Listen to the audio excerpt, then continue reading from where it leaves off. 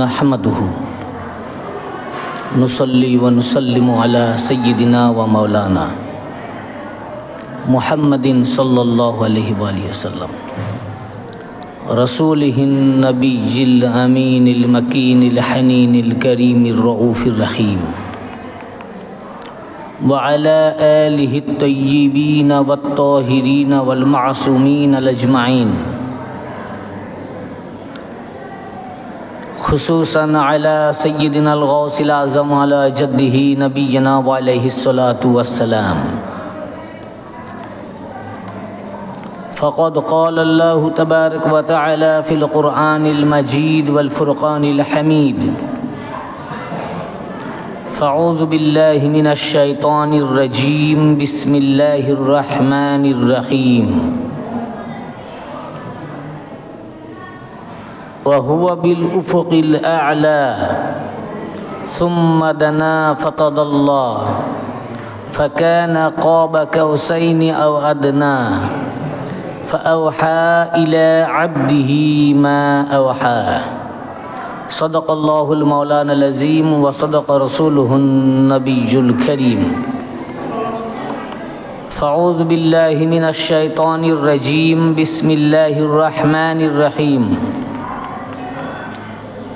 इन्नल्लाह व मलाइकतहु युसल्लूना अलन नबी या अय्युहल्लज़ीना आमनू सल्लु अलैहि व सल्लिमू तस्लीमा अल्लाहुम्मा सल्लि अला सय्यिदिना व मौलाना व नबिय्यिना व शफ़ीअना मुहम्मदिन मअदिनिल जूद वल करम व अला आलिहि व अस्हाबिहि व बारिक व सल्लिम अला सय्यिदिना अल-गौसिल आज़म व अला बलदिही सय्यिदिना मुर्शिदिना अल-मुकर्रम। उच्चस्वरे दरूद पाक पाठ करुन। अल्लाहुम्मा सल्लि अला सय्यिदिना व मौलाना व नबिय्यिना व शफ़ीअना मुहम्मदिन मअदिनिल जूद वल करम व अला आलिहि व अस्हाबिहि व बारिक व सल्लिम अला सय्यिदिना अल-गौसिल आज़म व अला बलदिही सय्यिदिना मुर्शिदिना अल-मुकर्रम। अल्लाहुम्मा सल्लि अला सय्यिदिना व मौलाना व नबिय्यिना व शफ़ीअना मुहम्मदिन मअदिनिल जूद वल करम व अला आलिहि व अस्हाबिहि व बारिक व सल्लिम अला सय्यिदिना अल-गौसिल आज़म व अला बलदिही सय्यिदिना मुर्शिदिना अल-मुकर्रम।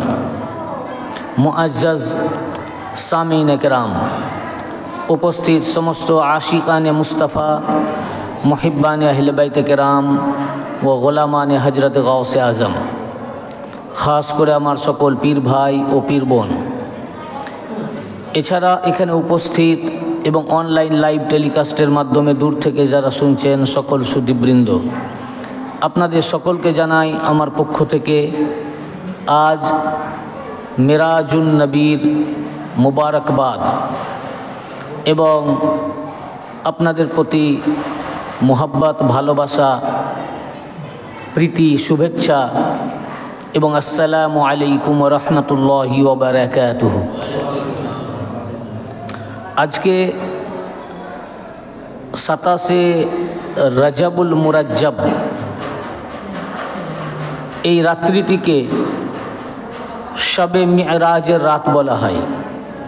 शब कथाटी फार्सी कथा, आरबीते लाइलातुल मेराज बोले। एर अर्थ এই তারিখে এই রাত্রিতে সৈয়দুল মুরসালিন, খাতামান নবিয়িন, रसूल रब्बिल आलमीन, ताजदार अम्बिया अहमद मुज्तबा मुहम्मद मुस्तफ़ा जनाब मुहम्मदुर रसूलुल्लाह सल्लल्लाहु ताला अलैहि वसल्लम पाक के महान अल्लाह रब्बुल इज़्ज़त मेराजेर ताज पड़िए महासम्मानित करेছেন, जा इतिपूर्वे कोनो पैगम्बर के ए मर्यादा देওয়া হয়নি। এই রাত্রিতে रसूल करीम सल्लल्लाहु अलैहि वसल्लम के अल्लाह पाक এক রাতের মধ্যেই, বরং রাতের কিছু সময়ের মধ্যে একটা অংশে মক্কা শরীফের বাইতুল হারাম শরীফ থেকে বোরাক যোগে বাইতুল মাকদিস এবং বাইতুল মাকদিস থেকে ঊর্ধ্ব গগনে 7 আসমান পাড়ি দিয়ে সিদরাতুল মুনতাহা পর্যন্ত এবং সেখান থেকে বোরাক ছাড়া তারপরে আর বোরাক যেতে পারেনি, সেখান থেকে আরশে মুআল্লা লা মাকান, কোরআন পাকের ভাষায় কাবা কাউসাইনে আও আদনা তাক আল্লাহ পাক তার হাবিবকে নিয়ে এসেছিলেন। এবং কোরআন শরীফের ভাষায় যখন আরশে মুআল্লার ওহুয়া বিল উফুকিল আ'লা, সর্বোচ্চ মাকামে তার হাবিবকে যখন নিয়ে আসলেন, আ'লা সুপারলেটিভ ডিগ্রি, টপ মাকামে, সূরা নাজমে এসছে এই আয়াতে কারিমা, সর্বোচ্চ মাকামে যখন নিয়ে আসলেন তখন আল্লাহ তার নিকটবর্তী হলেন। সুম্মা দানা ফাতাদাল্লা, অতঃপর আল্লাহ তার আরো নিকটে চলে আসলেন।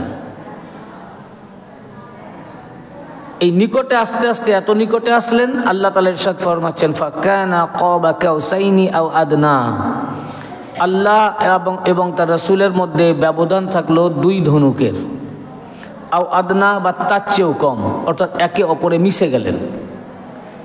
যে আল্লাহ থেকে নূর পৃথিবীতে এসেছিলেন সেই নূর আরশে মুআল্লায় গিয়ে আ'লা মাকামে আল্লাহ পাক নিয়ে গিয়ে হাবিবের সাথে এবং আল্লাহ এক হয়ে গেলেন, একাকার হয়ে গেলেন।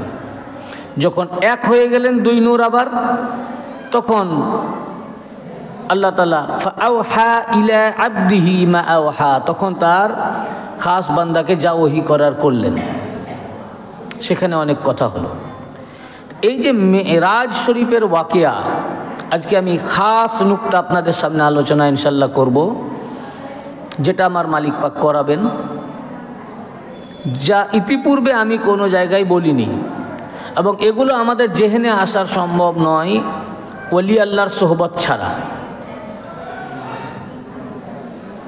আমরা এই মেরাজ শরীফের ওয়াকিয়া বহুবার বর্ণনা করেছি, কোরআন পাক থেকে এবং হাদিস পাক থেকে, এই মারগ্রাম খানকা শরীফেই বলেছি, এবং বিভিন্ন আলেমগণ বলে থাকেন যে কিভাবে রাসূল পাক সাল্লাল্লাহু আলাইহি ওয়া সাল্লাম বাইতুল হারাম শরীফ থেকে বাইতুল মাকদিস গেলেন, বাইতুল মাকদিস থেকে কিভাবে সিদরাতুল মুনতাহা পর্যন্ত গেলেন, সিদরাতুল মুনতাহা যেতে যেতে কোন কোন আসমানে কোন ফেরেশতার সাথে দেখা হলো, কোন পয়গম্বরের সাথে দেখা হলো, সিদরাতুল মুনতাহা থেকে কিভাবে গেলেন, এই পুরা ঘটনা আলেম সম্প্রদায়রা বর্ণনা করে থাকেন। এবং বলেন, যেটা আছে কোরআন শরীফেও আছে, যে আল্লাহ পাক বলছেন আমি তাকে নিয়ে এসেছি আমার আয়াতসমূহ দেখানোর জন্য। এটা ইসরা সফরের কথা বলা হয়েছে, সুবহানাল্লাযী আসরা বিআবদিহি লাইলাম মিনাল মাসজিদিল হারামি ইলাল মাসজিদিল আকসা আল্লাযী বারাকনা হাওলাহু লিনুরিয়াহু মিন আয়াতিনা, যে তাকে বাইতুল হারাম শরীফ থেকে বাইতুল মাকদিস পর্যন্ত নিয়ে এসেছি যাতে তার আশপাশের চতুর্দিকের আল্লাহর এই নিদর্শন সমূহ দেখাবার জন্য। একটা কথা আমাদের জেনে রাখতে হবে, প্রত্যেকটা বিষয়ের 2টি দিক থাকে। কয়টা দিক? 2টি। একটি জাহেরি কারণ আর একটি বাতেনি কারণ। হ্যাঁ, এটা ঠিকই যে আল্লাহ পাক ওনাকে নিয়ে এসেছিলেন এই নিদর্শন দেখাবার জন্য, বাইতুল মাকদিসের আশপাশ এগুলো দেখানোর জন্য, কিন্তু এটি জাহেরি কারণ। শুধু কি এই কারণের জন্যই ওনাকে নিয়ে আসলেন? শুধু যদি এই কারণেই হয় তা রাতের অন্ধকারে আনার কি দরকার ছিল? আপনি যদি ভ্রমণ করতে যান, ট্যুরে যান, তো রাতে যাবেন, দিনে যাবেন, কয়েকদিন থাকবেন, চারিদিক ঘুরবেন। তা আল্লাহ পাক তার হাবিবকে হুকুম করতে পারতেন যে বাইতুল মাকদিস আসেন, এখানে আমার অনেক নিদর্শন রয়েছে, এগুলো আপনি ট্যুর করে যান, দেখে যান। বা এর জন্য দরকার হলে জিবরাইলকে পাঠাচ্ছি, জিবরাইল আলাইহিস সালাম আপনাকে নিয়ে আসবেন। কিন্তু এই রাতের অন্ধকারে এবং অল্প সময়ের মধ্যে এই যে, এবং শুধু বাইতুল মাকদিস পর্যন্ত নয়, তারপরে আরশে মুআল্লা, 7 আসমান, প্রথম আসমান, দ্বিতীয় আসমান, তৃতীয় আসমান, চতুর্থ আসমান, পঞ্চম, ষষ্ঠ, সপ্তম, 7 আসমান। এক আসমান থেকে আর এক আসমানের দূরত্ব বহু। আমরা যে আসমানে যেগুলো দেখি, কি দেখি? সূর্য দেখি, চন্দ্র দেখি, তারা দেখি, যা কিছু দেখি সব 7 আসমানের নিচে, প্রথম আসমানের নিচে, প্রথম আসমানেও না। যা কিছু দেখি সব প্রথম আসমানের নিচে। প্রথম আসমানের যে লিমিট, যেটা ওখানে এখনো পর্যন্ত সায়েন্স পৌঁছাতে পারেনি, বিজ্ঞান। অত দূর তো দূরের কথা, সূর্যের কাছেই তো পৌঁছতে পারেনি। সূর্যের পরেও আরো অনেক দূর পর্যন্ত প্রথম আসমান, বুঝতে পেরেছেন? এবং এই প্রথম আসমানে কি আছে এখনো পর্যন্ত বিজ্ঞান আবিষ্কার করতে পারেনি, এবং নিত্য নতুন আবিষ্কার হতেই আছে, আরো কত কি আছে। তারপর তো দ্বিতীয়, তারপর তৃতীয়, তারপর চতুর্থ, তারপর পঞ্চম, তারপর ষষ্ঠ, তারপর সপ্তম। এই 7টা আসমান ভেদ করে সিদরাতুল মুনতাহা আল্লাহ পাক নিয়ে গেলেন। সেখান থেকে আর বলছে বোরাক যেতে পারবে না। বোরাক বলল আমি যদি, এবং জিবরাইল আলাইহিস সালাম পর্যন্ত যেতে পারবেন না। জিবরাইল আলাইহিস সালাম বললেন যে আমি যদি চুল বরাবর আমি অগ্রসর হই তাহলে আমার পর সব পুড়ে ছারখার হয়ে যাবে। হুজুর একাই গেলেন সিদরাতুল মুনতাহা পর্যন্ত, আরশে মুআল্লা পর্যন্ত, লা মাকা কাবা কাউসাইন পর্যন্ত, আও আদনা তাক। এই যে রাসূল পাককে আল্লাহ পাকের নিয়ে যাওয়া রাতের, এবং সেটা অল্প সময়ের মধ্যে, যখন আবার ব্যাক করে আসলেন তো কিরকম সময়? হাদিস শরীফে এসছে উনি যখন মক্কা শরীফ থেকে, হারাম শরীফ থেকে বেরোলেন, তো বেরোবার সময় ওখানে অজু করলেন। অজু করে ওনার ঘরের শিকল তুললেন, তারপরে উনি বোরাকে উঠলেন। তো এসে যখন দেখছেন পানি, অজুর পানি গড়ছে, শিকল নড়ছে, শিকল এক্ষুনি মানে শিকল দিলে যেরকম হয়, এবং এসে মানে রাতের মধ্যেই নিয়ে আসলেন। এখন আমার বলার উদ্দেশ্য যে আল্লাহ পাকের এই যে মেরাজে নিয়ে আসলেন, এর কারণটা কি ছিল?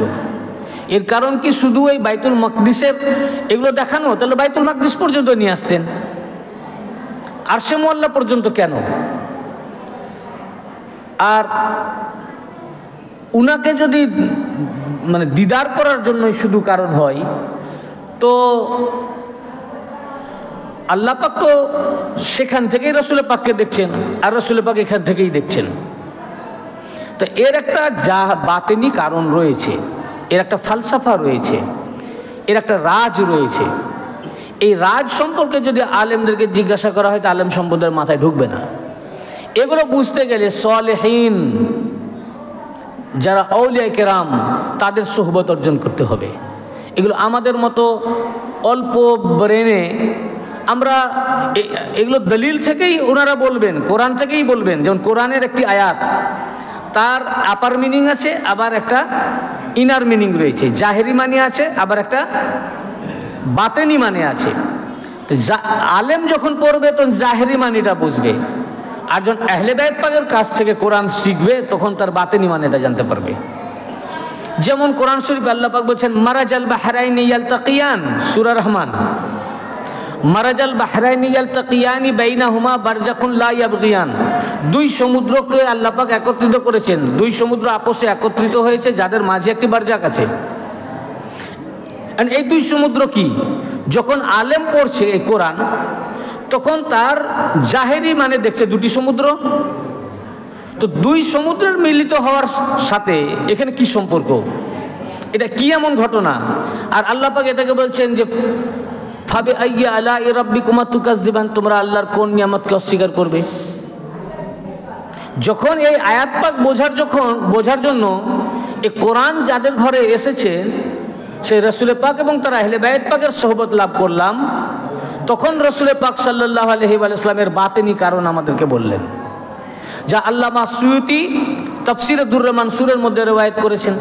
সব দলিল থেকেই, কিন্তু সুয়ুতি পেলেন কোথা থেকে? ইবনে আব্বাস রাদিয়াল্লাহু আনহু থেকে। এই হাদিস ইবনে আব্বাস রাদিয়াল্লাহু আনহু বর্ণনা করেছেন। ইবনে আব্বাস কোথা থেকে পেলেন? তিনাকে রাসূল পাক বলেছেন। রাসূল পাক যখন রাজ খুলে দিলেন যে কি, যে মারাজাল বাহরাইন মানে দুনিয়ার এই দুই সমুদ্র নয়, মারাজাল বাহরাইন হুমাল আলী ওয়াল ফাতেমা। দুই সমুদ্র হচ্ছেন, একটা বেলায়েতের সমুদ্র মওলা আলী, আর একটি রিসালাতের সমুদ্র ফাতেমা। এ হচ্ছে রাজ। ইয়াখরুজু মিন হুমাল লুলু ওয়াল মারজান, দুই সমুদ্রের মিলন থেকে মহামূল্যবান রত্ন এসেছে। এই আলেমকে যদি জিজ্ঞাসা করা হয় তো বলবে দুই সমুদ্র যেখানে মিলিত হয় সেখানে মণিমুক্তা পাওয়া যায়। এ কথা বলা হয়েছে। ইবনে আব্বাস রাদিয়াল্লাহু আনহুকে যখন জিজ্ঞাসা করা হলো, তিনি বললেন যে আল্লাহর রাসূল আমাদেরকে রাজ খুলে দিয়েছেন। এই ইয়াখরুজু মিন হুমাল লুলু ওয়াল মারজান, এই লুলু ওয়াল মারজান দুনিয়ার লুলু মারজান নাই, লুলু ওয়াল মারজান হুমাল হাসান ওয়াল হুসাইন। দুই সমুদ্রের মিলন থেকে যে মণিমুক্তা বেরিয়েছে এটা হাসান আর হুসাইন আলাইহিস সালাম। তো জাহেরি মানে আমরা যখন কোরআন পড়ছি তখন ভাবছি এই দুনিয়ার 7 সমুদ্রের ভিতর থেকে 2টি সমুদ্র কি, তাই না? এবং লুলু ওয়াল মারজান মানে আমরা ভাবছি সমুদ্রের মিলনস্থলে যে মহামূল্যবান রত্ন পাওয়া যায় সেই রত্ন। কিন্তু যখন সালেহীনের সোহবত লাভ করছি, আহলে বাইত পাকের সোহবত লাভ করছি, রাসূল পাকের সোহবত লাভ করছি, তখন বাতেনি জিনিস পেলাম যে না, এখানে 2 সমুদ্র বলতে দুনিয়ার এই 7 সমুদ্রের ভিতরে 2 সমুদ্র নয়, এর রাজ হচ্ছে 2 সমুদ্র। একটি রিসালাতের সমুদ্র আর একটি বেলায়েতের সমুদ্র। একটি মওলা আলী আর রিসালাত থেকে খাতুনে জান্নাত ফাতেমাতুজ জাহরা আলাইহিস সালাম। এটা হলো বাতেনি কারণ। আর মণিমুক্তা হচ্ছেন 2 ইমাম পাক। তো কোরআন নিজে নিজে পড়ে বোঝা যাবে না, এই জন্য আল্লাহ রাসূল সাল্লাল্লাহু আলাইহি ওয়া সাল্লাম বলেছেন আমরা যা কিছু বলবো সব কোরআন থেকেই বলবো। কিন্তু কোরআন যখন সালেহীন আরেফ লোক, যারা আরেফ আল্লাহকে পহচাননে ওয়ালা, যারা আল্লাহকে পেয়ে গেছেন, যারা আল্লাহ থেকে এসেছেন, এই ওলি আল্লাহর নিকট থেকে আহলে বাইতের কাছ থেকে যখন কোরআন পড়বো তখন এই কোরআনের মানে দেখবেন অন্য। এই জন্য রাসূল পাক সাল্লাল্লাহু আলাইহি ওয়া সাল্লাম বলেছেন, ইমাম তিরমিজি তার তিরমিজি শরীফের 2য় খণ্ডের 219 পৃষ্ঠায় রিওয়ায়াত করেছেন, ইয়া আইয়ুহান নাস ইন্নী তারাকতু ফীকুম মান ইন আখাজতুম বিহি লান তাদিল্লু কিতাবুল্লাহি ওয়া ইতরাতি আহলি বাইতি। এই মানব জাতি, আমি তোমাদের মাঝে 2টি গুরুত্বপূর্ণ জিনিস ছেড়ে যাচ্ছি তোমাদের মাঝে, তোমাদের ভিতরে। একটি কিতাবুল্লাহ, আল্লাহর কিতাব কোরআন, দ্বিতীয়টি ওয়া ইতরাতি আহলি বাইতি, দ্বিতীয়টি সাহেবে কোরআন, যে কোরআন যে ঘরে নাজিল হয়েছে সেই ঘরওয়ালা আমার আহলে বাইতকে।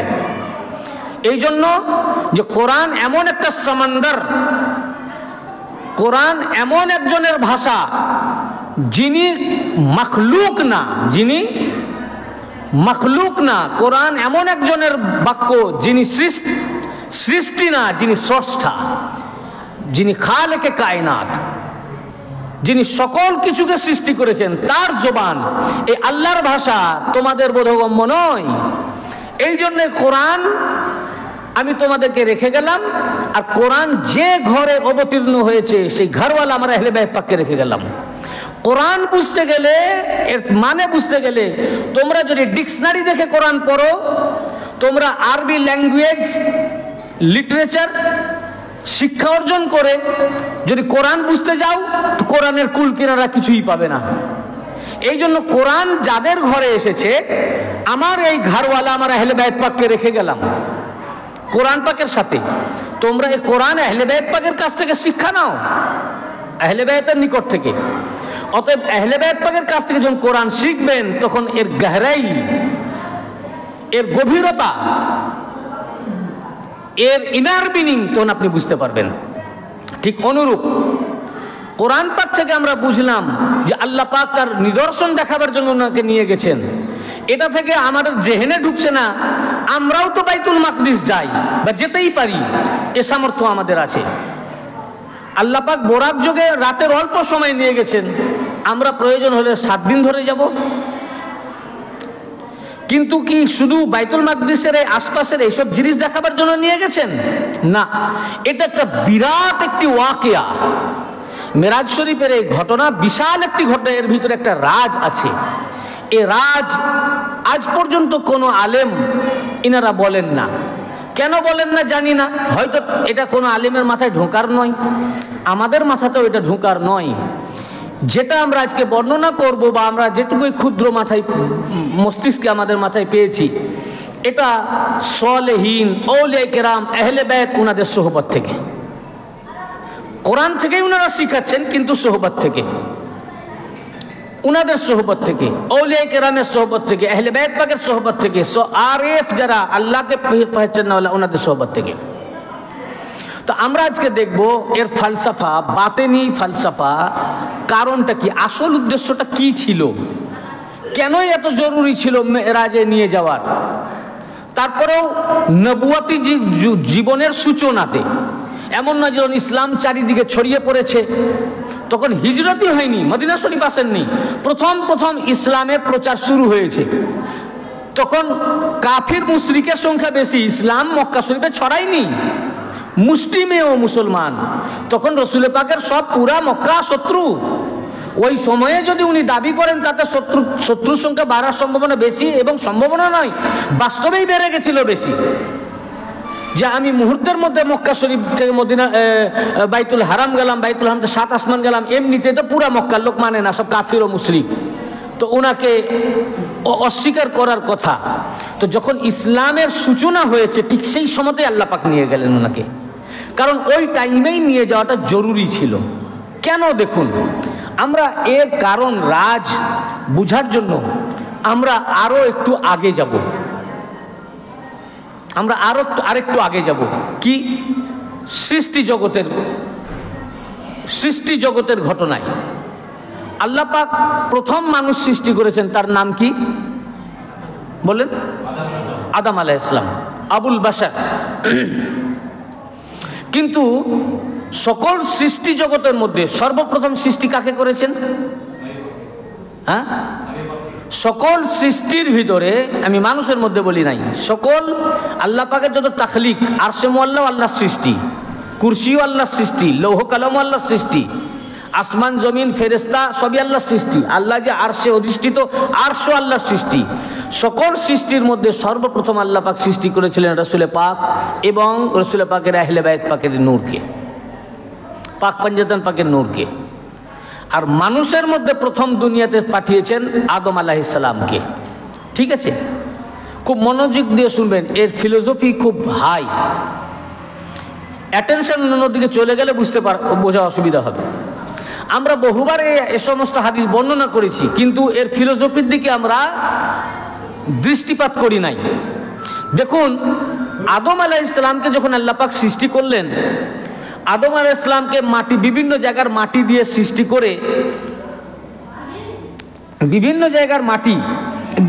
করে, তাকে বহুদিন জান্নাতে ফেলে রেখেছিলেন। কোরআন পাক আল্লাহ পাক বলছেন তাকে বিশুষ্ক ঠনঠনে করে নিলাম। তারপরে আল্লাহ পাক ওখানে রূহ দিতে বললেন, আদম আলাইহিস সালামের রূহ প্রবেশ করাতে বললেন, কিন্তু রূহ অন্ধকারে থাকছে না, বেরিয়ে আসছে। তখন আল্লাহ পাক বললেন নাফাখতু ফীহি মির রূহি, আমার রূহ থেকে ফুঁক দিলাম। রূহ থেকে ফুঁক দিলাম মানে নূরে মুহাম্মাদিকে প্রবেশ করালেন। নূরে মুহাম্মাদি মানে রাসূল পাক এবং পুরা আহলে বাইত পাকের নূর। এই নূরে মুহাম্মাদিকে যখন দিয়ে দিলেন তখন বডি আলোকিত হলো, রওশান হয়ে গেল। যখন রওশান হয়ে গেল তখন রূহ দেওয়া হলো, রূহ থেকে গেল। তখন আদম আলাইহিস সালাম চোখ খুললেন এবং সমস্ত মালায়েকাতদেরকে হুকুম করলেন যে তোমরা এতদিন ধরে জান্নাতে বডিটা পড়েছিল, কিন্তু সাজদা করার হুকুম হয়নি। এই বডি জান্নাতে পড়েছিল অনেকদিন ধরে, আল্লাহ পাক তার কুদরতি হাত দিয়ে আদম আলাইহিস সালামকে তৈরি করলেন। কোরআন পাকে বলেছেন যে আমি যাকে আমার এই 2 কুদরতি হাত দিয়ে তৈরি করেছি, সূরা সাদের মধ্যে, সূরা বনী ইসরাইলের মধ্যে। তো সাজদার হুকুম হয়নি, আদম আলাইহিস সালাম কিন্তু তৈরি হয়ে গেছেন, যতক্ষণ পর্যন্ত নূরে মুহাম্মাদিকে প্রবেশ না করিয়েছেন। যেই নূর ঢুকিয়ে দিলেন রাসূল পাক সাল্লাল্লাহু আলাইহি ওয়াসাল্লাম এবং পাঞ্জাতন পাকের, তখন আল্লাহ পাক সমস্ত ফেরেশতাদেরকে বললেন ওয়া ইয কুলনা লিল মালাইকাতি ইসজুদু লি আদামা ফাসাজাদু ইল্লা ইবলিস আবা ওয়াস্তাকবারা ওয়া কানা মিনাল কাফিরিন। এবং সূরা সাদের মধ্যে আল্লাহ পাক আগেই ফেরেশতাদেরকে নিয়ে একটা মিটিং করলেন আদম আলাইহিস সালামকে তৈরি করার আগে। বলে ইন্নী খালিকুম, সূরা সাদ ৭৮ নম্বর আয়াত, ইন্নী খালিকুম মিন বাশারাম মিন তিন, আমি মাটির বাসার তৈরি করব। বাসার বলেননি, মাটির বাসার। মাটির বাসার তৈরি করার পর তাকে আমি সুষম করে নেব, ঠিকঠাক করে নিব। বলছেন বাসার যখন বানাবো তখন সিজদা করো, এটা বলেননি।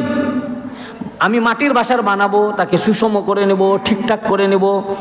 তারপরে বললেন নাফাকতু ফীহি মির রূহি, অতঃপর আমার রূহ থেকে ফুঁক দিব, মানে নূরে মুহাম্মাদি প্রবেশ করাবো।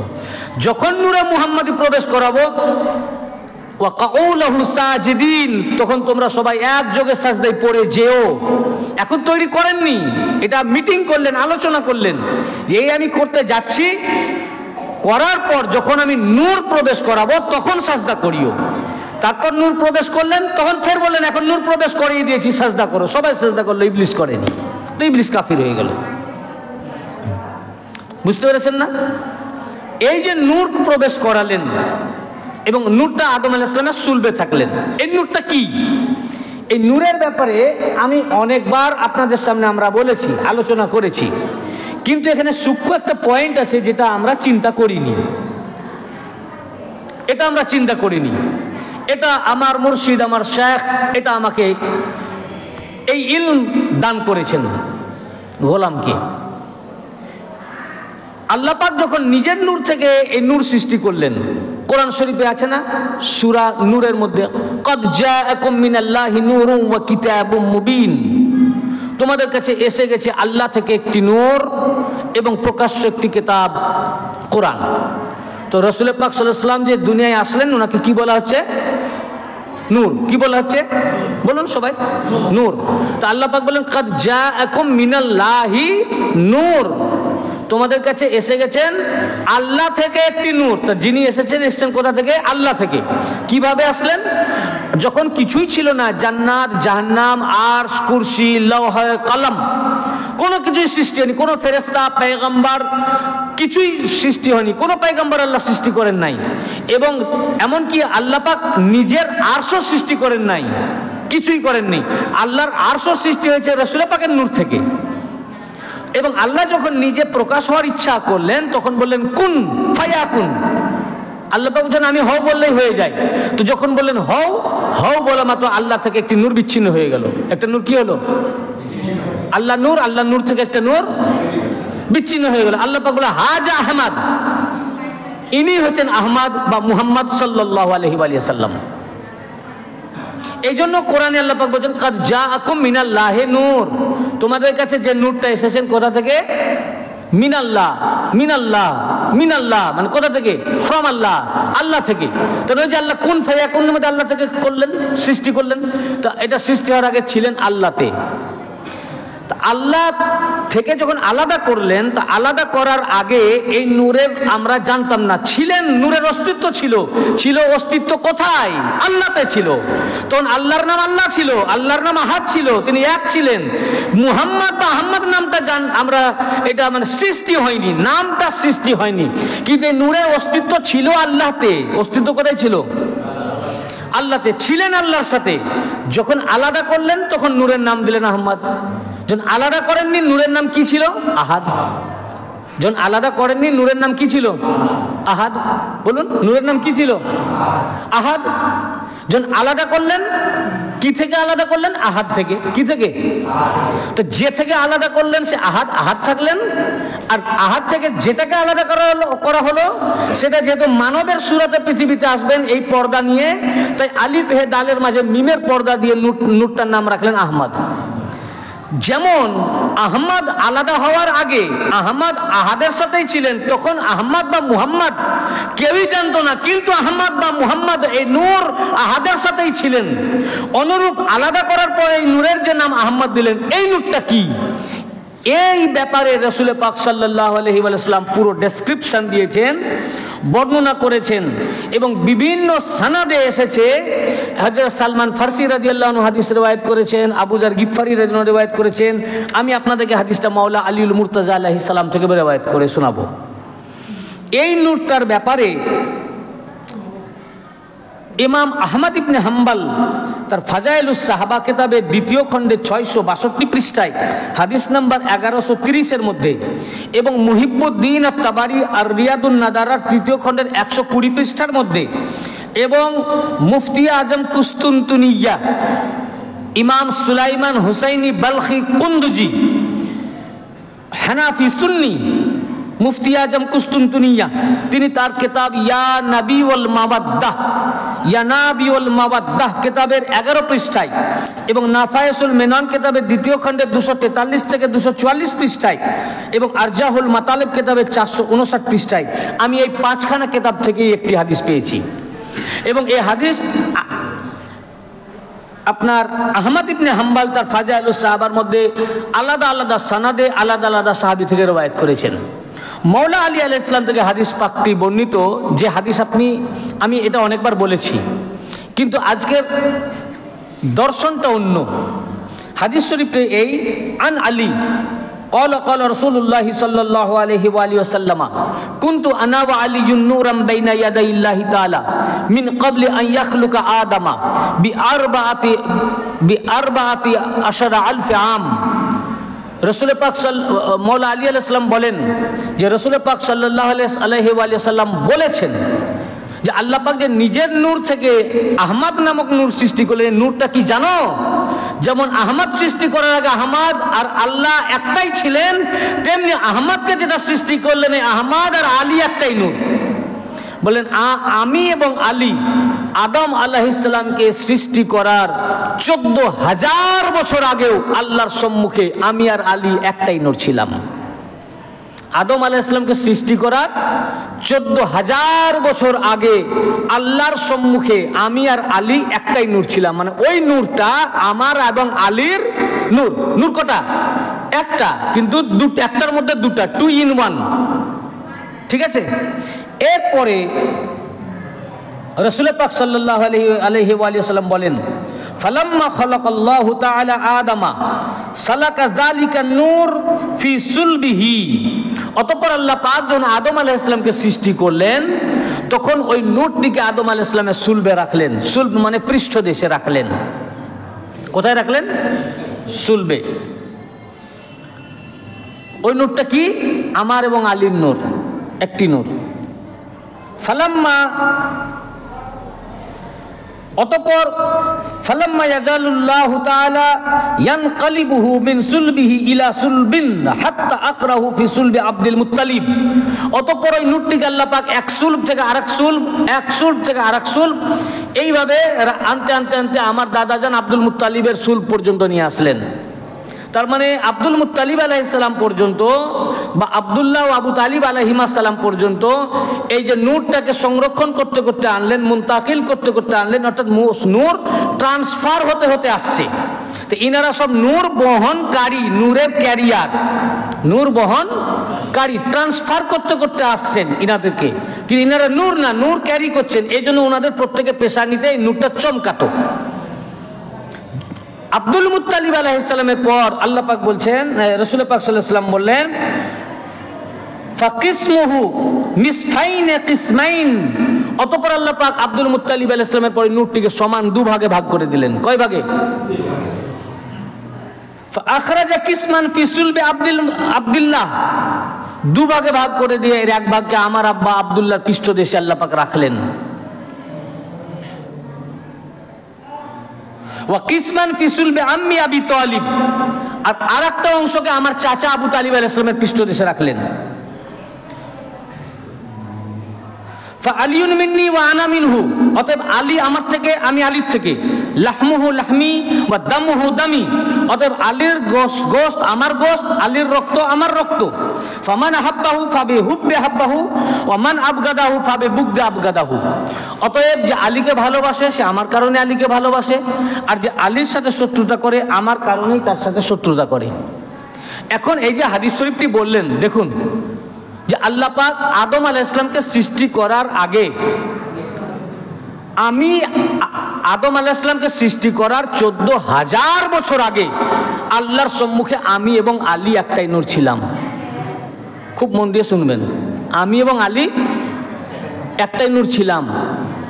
অতঃপর এই নূরটাকে আদম আলাইহিস সালামের সুলবে রাখলেন। এই নূর আব্দুল মুত্তালিব পর্যন্ত আসলেন। কটা নূর? তা আর নূরগুলো কোথায় গেল? কই খাতুনে জান্নাত পাকের কথা বললেন না?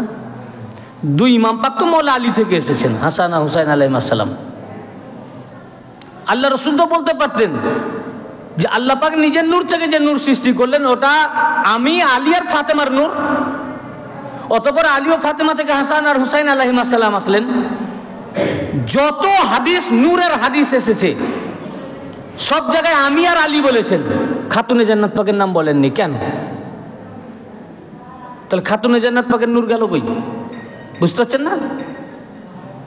এটা তো আমরা একবারও চিন্তা করে দেখিনি। এই চিন্তা আরেফ যারা, সালেহীন যারা, আউলিয়া কেরাম যারা, আহলে বাইত, উনাদের সোহবত ছাড়া এটা মাথায় আসবে না আমাদের। খাতুনে জান্নাত পাকের নূর কোথায় গেল? যিনি সমস্ত আহলে বাইত পাকদের মাদার, মূল রুট, যিনি মূল আহলে বাইত পাকের, কিয়ামত তক যত আলে মুহাম্মদ দুনিয়ায় আসবেন সকল আলে মুহাম্মাদের আম্মা জান উনি, মাদার উনি, মসদার উনি, রুট উনি। যেখানে কোরআনে আহলে বাইতের মুহাব্বত করতে বলা হয়েছে তো কুরবা শব্দ ব্যবহার করা হয়েছে, খাতুনের মূল খাতুনে তার পাকের দিকে ইন্ডিকেট করা হয়েছে, ইন্ডিকেশন করা হয়েছে। তাহলে নূরের যখন হাদিস আসলো, খাতুনে জান্নাত পাকের নূর কই? বলছেন আমি এবং আলীর নূরকে আদম আলাইহিস সালামের পৃষ্ঠদেশে রাখলেন। কার পৃষ্ঠদেশে? কার নূরকে? আমার এবং আলীর নূরকে। কার নূরকে বলুন? রাসূল পাকের এবং আবার রাসূল পাক বলেন আনা ওয়া আলিয়ুন মিন নূরিন ওয়াহিদ, আমি এবং আলী এক নূর থেকে। খাতুনে জান্নাত পাকের কথা বলছেন না? সৈয়দা ফাতেমাতুজ জাহরা আলাইহিস সালামের জন্য বললেন না যে আমি, আলী আর ফাতেমা এক নূর থেকে? কি কিছু বুঝছেন না? বুঝছেন না? জবাব দেন, তবে তো আমি বুঝবো আমার কথা বুঝছেন নাকি আমার এমনি বলা হচ্ছে। আল্লাহ রসুল তো বলতে পারতেন আমি, আলী আর ফাতেমা এক নূর থেকে। এরপরে তিন নূর থেকে বাকি দুই নূর হাসান আর হুসাইন আলাইহিস সালাম। কিন্তু আমি, আলী, ফাতেমা একই নূর থেকে বলেননি। আনা ওয়া আলিয়ুন মিন নূরিন ওয়াহিদ, আমি আর আলী এক নূর থেকে। আল্লাহ পাক আদম আলাইহিস সালামের পৃষ্ঠদেশে যে নূর রাখলেন ওটা আমার আর আলীর নূর। আদম আলাইহিস সালামকে সৃষ্টি করার 14,000 বছর আগে যে নূরকে সৃষ্টি করেছিলেন ওটা আমার আর আলীর নূর, খাতুনে জান্নাত পাকের নূর বলেননি। তাহলে বোঝা যাচ্ছে রসুল পাকের আদম আলাইহিস সালামের সুলবে যে নূরটাকে রাখলেন, পৃষ্ঠদেশে যে নূরকে রাখলেন, এই নূরটা রসুল পাকের নূর ছিল। আর মওলা, এই কথা বলেন না এখানে, রসুল পাকের নূর ছিল আর মওলা খাতুনে জান্নাত পাকের নূর তাহলে ছিল না। তাহলে খাতুনে জান্নাত পাকের নূর ছিল নাই বা কেন? আর ছিল না তো এলোই বা কি করে? এখানে একটা পয়েন্ট, খাতুনে জান্নাত পাকের নূর থাকবে কি করে? এটাই আল্লাহ পাকের বিরাট রাজ। এটা রাসূল পাক এবং আলীর নূর ছিল, এই জন্য বলেছেন আমি এবং আলী এক নূর থেকে। এবং এই জন্যই বলেছেন আদম আলাইহিস সালামকে সৃষ্টি করার 14,000 বছর আগে যে নূরকে সৃষ্টি করা হয়েছিল ওটা আমার আর আলীর নূর, খাতুনে জান্নাত পাকের নূর বলেননি। আমি, আলী আর খাতুনে জান্নাত পাকের নূর এটা বলেননি। আদম আলাইহিস সালামের পৃষ্ঠদেশে যে নূর রাখা হলো বলেননি আমার আর আলীর নূরকে রাখা হয়েছে, বলা হয়নি আমি, আলী আর ফাতেমার নূরকে রাখা হয়েছে, এটা বলা হয়নি। কিন্তু আদম আলাইহিস সালামকে যখন নূর দেখানো হয়েছে আসমানে, আরশে মুআল্লা চূড়ায়, এটা 11তম ইমাম পাক ইমাম হাসান আল আসকারি আলাইহিস সালাম তাফসিরে হায়দারির মধ্যে রিওয়ায়াত করেছেন। আবার হুজুর গাউসে পাক পিরানে পীর মিরানে মীর দস্তগীর রওশন জবির গাউসুল আজম শেখ মুহিউদ্দিন আব্দুল কাদের জিলানী আলাইহিস সালাম তিনিও রিওয়ায়াত করেছেন আবু হুরায়রা রাদিয়াল্লাহু আনহু ওনার রাবি রিওয়ায়াত থেকে হুজুর গাউস পাক। এটার আমি অনেক রেফারেন্স কোট করেছি গাউস পাকের।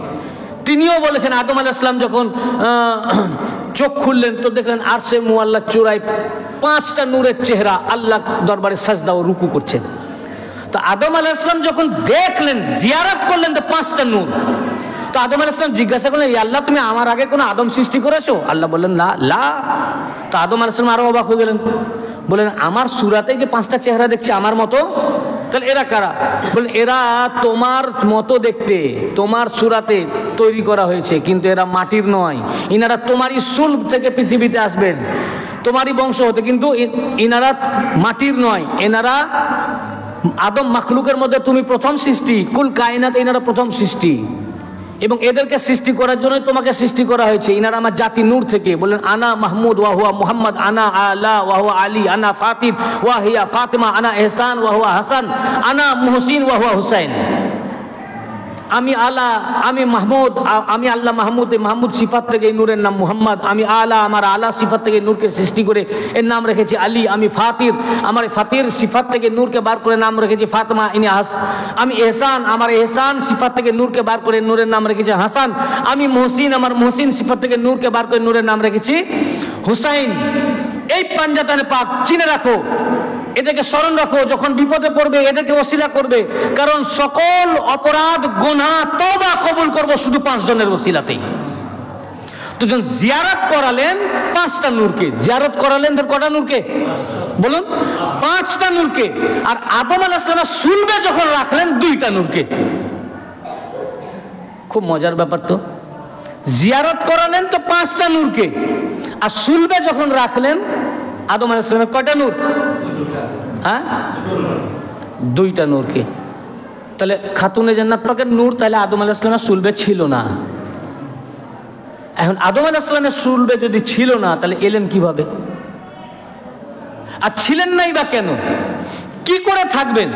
কারণ আদম আলাইহিস সালাম, দেখুন রাসূলের ওই হযরতে খাতুনে জান্নাত সাইয়্যিদা ফাতেমাতুজ জাহরা আলাইহিস সালাম, উনি এত পর্দানসীন ছিলেন যে, এবং ওনার এমন পর্দা ছিল যে ওনার জান কবজ পর্যন্ত ফেরেশতারা মাসুম কিনা না? ফেরেশতা বলুন, থাক পরে তুললেও হবে, এখন দরকার নাই।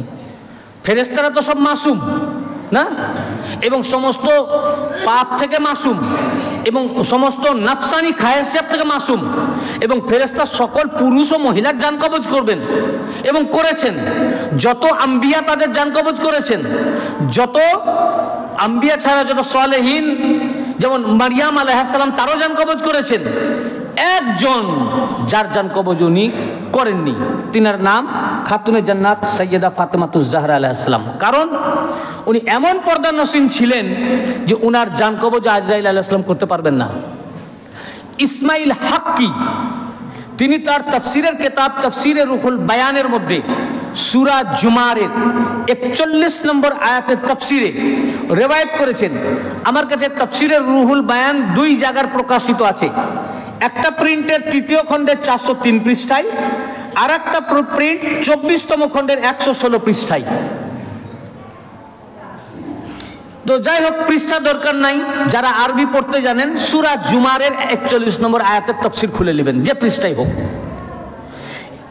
এই তাফসীরে আল্লামা ইসমাইল হাক্কি তাফসীরে রুহুল বায়ানের মধ্যে লিখেছেন, ইন্না ফাতিমাতাজ জাহরা আলাইহাস সালাম লাম্মা নাযালা আলাইহা মালাকুল মাউত লাম তারদি বিকবদিহা ফাকাবাদাল্লাহু রূহাহা। আল্লাহ পাক যখন আজরাইল আলাইহিস সালামকে হুকুম করলেন যে খাতুনে জান্নাত পাকের জান কবজ করতে, তিনি এতে রাজি হলেন না। বললেন, এত পর্দানসীন, যার ঘরে জিবরিল পর্যন্ত আসতে পারতেন না, মানে জিবরিলকে চেহারা দেখাতেন না। এবং জিবরিল আলাইহিস সালাম যখন ওহী খাতুনে জান্নাত পাক যতদিন রাসূল পাকের ঘরে ছিলেন, শাদী মুবারক হয়নি, কিংবা শাদী মুবারকের পর যদি খাতুনে জান্নাত পাক রাসূল পাকের ঘরে থাকতেন, আর ওই সময় জিবরাইল আলাইহিস সালাম ওহী নিয়ে আসতেন, তো উনি ঘরে প্রবেশ করতেন না। উনি দরজা থেকে আগে আওয়াজ দিতেন যে আমি জিবরাইল। খাতুনে তাহার পাককে পর্দায় যেতে বলেন, আল্লাহ পাঠিয়েছেন, আমি ওহী নিয়ে এসেছি। রাসূল পাক খাতুনে জান্নাত পাককে বলতেন জিবরাইল এসেছেন, খাতুনে জান্নাত পাক পর্দায় চলে যেতেন, তারপর জিবরাইল মানবের আকারে রাসূল পাকের সামনে আসতেন। এই ব্যাপারে আহমদ রেজা খান বারেলভি, তার ভাই হাসান রেজা খান, তিনি লিখেছেন, যা মুফতি জালালউদ্দিন আহমদ আমজাদি তার খুতবাতে মুহররম কিতাবের 220 পৃষ্ঠার মধ্যে বর্ণনা করেছেন। কিস জবান সে হো বয়ানে মদহে খানে আহলে बैत, मदहे गोए मुस्तफा है मदहे खाने अहले बैत, उनकी पाकी का खुदाए पाक करता है बयां, आयाए ततहीर से जाहिर है शान अहले बैत, उनकी घर में बेइजाजत जिब्रिल आते नहीं। দেখুন বেরেলিদের কি আকীদা, আকীদা তোমরা তোমাদের শেখ থেকে নাও, শেখের কিতাব পড়ো।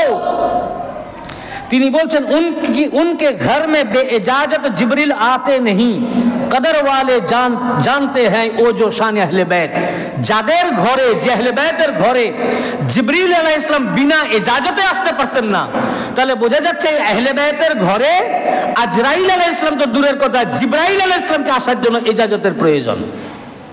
তো বিনা ইজাজতে আসতে পারতেন না, তো কদরওয়ালা যারা তারাই জানেন আহলে বাইত পাকের শান কি। তো জিবরাইল আলাইহিস সালাম সমস্ত আপনার ফেরেশতাদের সর্দার, যিনি লিডার, তিনি পর্যন্ত খাতুনে জান্নাত পাকের কারণে ইজাজত ছাড়া প্রবেশ করতে পারতেন না। ইজাজত ছাড়া এত পর্দানসীন। তো যে ফেরেশতা জান কবজ করতে করেননি, আজরাইল আলাইহিস সালাম, জিবরাইল আলাইহিস সালাম, আজরাইল আলাইহিস সালাম চিন্তা করলেন যেখানে জিবরাইল আলাইহিস সালাম বিনা ইজাজতে রাসূল পাকের ঘরে প্রবেশ করতে পারেন না খাতুনে জান্নাত পাকের জন্য, যেখানে খাতুনে জান্নাত জিবরাইল আলাইহিস সালামকে দেখা করেন না, সেই খাতুনে জান্নাত পাকের জান কবজ আমি কি করে করি? তাই তিনি রাজি হলেন না এবং আল্লাহ পাক স্বয়ং খাতুনে তার পাকের জান কবজ করলেন। কে করেছেন? আল্লাহ পাক। এটা ইউনিক একজন, যিনি খাতুনে জান্নাত সৈয়দা ফাতেমাতুজ জাহরা আলাইহিস সালাম, উনার জান কবজ করেছেন হযরতে আজরাইল আলাইহিস সালাম নয়, আল্লাহ পাক স্বয়ং। যেখানে জিবরিল আলাইহিস সালাম খাতুনে জান্নাত পাকের সামনে আসতে পারতেন না, যেখানে আজরাইল আলাইহিস সালাম উনার জান কবজ করেন না, সেখানে খাতুনে জান্নাত পাকের নূর মুবারক পয়গম্বরের সুলবে আসবে কি করে? খাতুনে জান্নাত পাক এত পাক ও পবিত্র, সেই খাতুনে জান্নাত পাক এত পর্দানসীন, এত পবিত্র, এত পাক, এমনই মাসুমা যে উনার নূর মুবারক পয়গম্বর কোন পুরুষের সুলবে আসা সম্ভব নয়। শুধু তাই নয়, উনি এত পর্দানসীন এবং উনার এমন শান, উনার এমন মর্যাদা, হাদিসে পাকের মধ্যে এসেছে। দেখুন খাতুনে জান্নাত পাকের এমন শান, এমন মর্যাদা। খাতুনে জান্নাত পাকের জন্য রাসূল পাক সাল্লাল্লাহু আলাইহি ওয়াসাল্লাম ইরশাদ ফরমিয়েছেন, সহিহ বুখারী প্রথম খণ্ডের 532 পৃষ্ঠা, ফাতিমাতু বিদআতু মিন্নি ফামান আগদাবাহা ফাকাদ আগদাবানি। ফাতিমা আমারই টুকরা, ফাতিমা আলাইহিস সালাম আমারই টুকরা, অতএব তাকে যে রাগান্বিত করলো আমাকে রাগান্বিত করলো। একই পৃষ্ঠার মধ্যে ইমাম বুখারী রওয়ায়াত করেছেন, রাসূল পাক সাল্লাল্লাহু আলাইহি ওয়াসাল্লাম বলেছেন, ফাতিমাতু সাইয়্যিদাতুন নিসাই আহলিল জান্নাহ। ফাতিমাতুজ জাহরা আলাইহিস সালাম জান্নাতের সমস্ত রমণীদের সর্দারিনী। শুধু তাই নয়, কিয়ামতের দিনে কারো জন্য ব্যবস্থা করা হবে, স্পেশাল কোনো ব্যবস্থা থাকবে ভাই? থাকবে? কিয়ামতে সবাই ইয়ানফসি করবে। আধাত মাথার উপরে সূর্য থাকবে, এত ঘাম হবে মানুষ সাঁতার কাটতে থাকবে, এত ঘাম হবে, ঘামে মানুষ সাঁতার কাটতে থাকবে, মগজ গলে নাক দিয়ে বার হয়ে যাবে, চামড়া পুড়ে কালো হয়ে যাবে। কারো জন্য স্পেশাল ব্যবস্থা থাকবে না, কেউ বস্ত্র পরিধান করে উঠবে না। মুমিনদের জন্য জান্নাত থেকে বস্ত্র আনা হবে, পরিধান করানো হবে। একমাত্র একজনই, যিনি সাইয়্যিদা খাতুনে জান্নাত ফাতেমাতুজ জাহরা আলাইহিস সালাম, উনার জন্য আল্লাহ পাক ব্যবস্থা করবেন, অর্গানাইজ করবেন এবং উনি বস্ত্র পরিধান করে উঠবেন এবং উনার জন্য স্পেশাল ব্যবস্থা করা হবে, পর্দার ব্যবস্থা করা হবে। এবং খাতুনে জান্নাত পাকের জন্য সমস্ত মাহশারবাসী, উনি এমনই পর্দানসীন যে উনার জন্য সমস্ত মাহশারবাসী, সমস্ত মাহশার হাসরের ময়দানে যত থাকবেন সকলের জন্য নির্দেশ হবে চোখ ঝুঁকানো এবং গর্দন ঝুঁকানো। বলবেন গর্দন ঝুঁকিয়ে নাও, খাতুনে জান্নাত পাক উঠবেন, উনি পুলসিরাত অতিক্রম করবেন। যত মাহশারবাসী কিয়ামতের দিনে চোখ নিচু করতে আল্লাহ পাক বলবেন যে উনার দিকে তাকানো যাবে না এবং গর্দান ঝুঁকাতে বলবেন। গর্দান ঝুঁকানো মানে কি? উনার তাজিমে গর্দান ঝুঁকাও, উনার সম্মানে গর্দান ঝুঁকাও, মানে সাজদা করো উনাকে, মানে সাজদা করো উনাকে, সাজদা করানো হবে কাকে? সমস্ত মাহশরবাসী। ভাই হাসরের ময়দানে পয়গম্বররা থাকবেন না, না উনাদের আলাদা মাঠ হবে? কি বলুন আপনারা সবাই? হাদিসে পাক আমি শোনাবো আপনাদের, হাদিসে পাকের আলফাজ, সমস্ত মাহশরবাসী তাদেরকে আল্লাহ পাক নির্দেশ করবেন যে তোমাদের চোখ অবনত করো এবং গর্দান ঝুঁকাও। যার জন্য সমস্ত পয়গম্বরদের প্রতি নির্দেশ হবে গর্দান ঝুঁকানোর, তাদের শুনবে ফাতেমাতুজ জাহরার নূর কি করে আসতে পারে? হ্যাঁ, এমন পর্দা করা হবে। দেখুন হাদিসে পাকের লফজ, ব্যাখ্যা পরে আসি। এই হাদিস আল্লামা হাকিম রওয়ায়াত করেছেন। আল্লামা হাকিম তার মুস্তাদরাক আলা সাহিহাইন কিতাবের মধ্যে হাদিস রওয়ায়াত করেছেন, তৃতীয় খণ্ডের 166 পৃষ্ঠা, হাদিস নাম্বার 4728। আবার একই হাদিস মুহিবুদ্দিন আত-তাবারি যাখাইরুল উকবা ফি মানাকিব জাবিল কুবরার 94 পৃষ্ঠায়, এবং ইবনে আসির উসুদুল গাবা ফি মারিফাতিস সাহাবা কিতাবে 7ম খণ্ডের 220 পৃষ্ঠায়, এবং ইমাম আজলুনি কাশফুল খিফা ওয়া মাজিলুল ইলবাস 1ম খণ্ডের 101 পৃষ্ঠা, হাদিস নাম্বার 263। চারখানা কিতাবের মধ্যে এসে, এর মধ্যে আল্লামা হাকিম সহি সনাদে হাদিস রওয়ায়াত করেছেন।